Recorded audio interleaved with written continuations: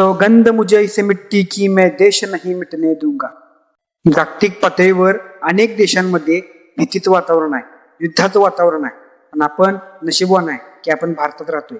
आपण भारतात कुठेही आनंदाने फिरू शकतोय, आनंदाने जगू शकतोय. याचं कारण एकच आहे की भारत आज चांगल्या हातांमध्ये, भारत चांगल्या हातांमध्ये.